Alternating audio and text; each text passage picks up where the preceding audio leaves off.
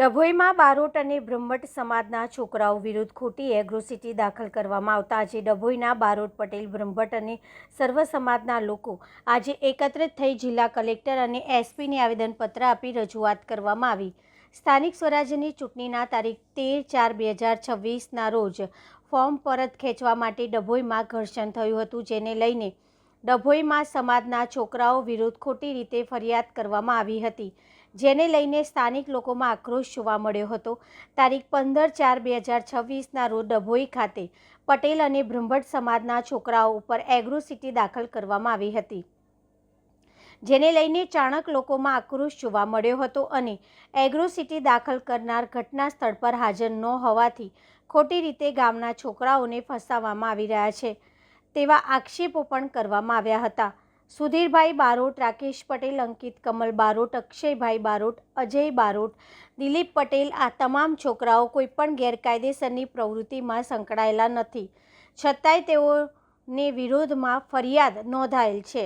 તેઓની સામે કરવામાં આવેલી ફરિયાદ સંપૂર્ણ રીતે ખોટી હોવાના આક્ષેપો કરવામાં આવ્યા છે।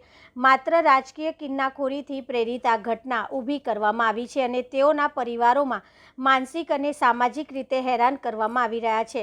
ત્યારે આજે ડભોઈના સર્વ સમાજના લોકો એકત્રિત થઈ જિલ્લા કલેક્ટર કચેરી અને જિલ્લા પોલીસ વડાને રજૂઆત કરવામાં આવી હતી કે આ ઘટનાની નિષ્પક્ષ તપાસ કરવામાં આવે તેવી માંગ કરવામાં આવી હતી।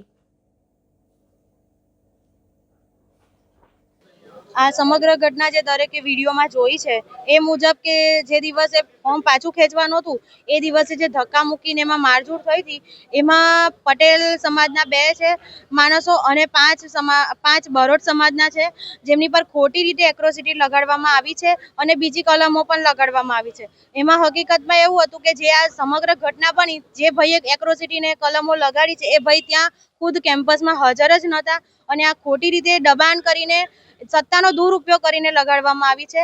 તો અમારું ખાલી એટલું નિવેદન છે કે આ જે ખોટી રીતે જે એફઆરઆઈ અને જે બધું કલમો લગાડી છે એને દૂર કરે અને જે ભાઈઓ જે કોઈ વાંક વગરના છે એમને છૂટા કરે।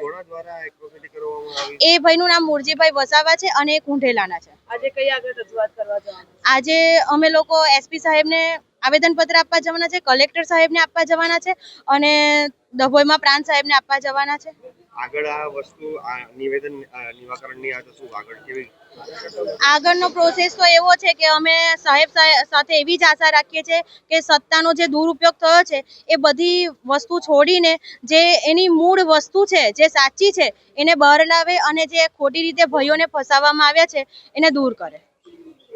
એટ્રોસિટીનો ખોટી રીતના ઉપયોગ થઈ રહ્યો છે, તેના વિરોધમાં બારોટ સમાજ આવ્યો છે એસપી સાહેબને આવેદનપત્ર આપવા માટે। જે ડભોઈની અંદર 4 બારોટ ભાઈઓ ઉપર જે ખોટી રીતના સુધીર બારોટ છે, બીજા એમની જોડેના સાથીદારો ઉપર જે ખોટી રીતના એટ્રોસિટી દાખલ કરવામાં આવી છે તેના વિરુદ્ધમાં અમે એસપી સાહેબને આવેદનપત્ર આપવા જઈ રહ્યા છે અને તટસ્થ તપાસ થાય આમાં એ રીતની અમારી માંગણી છે।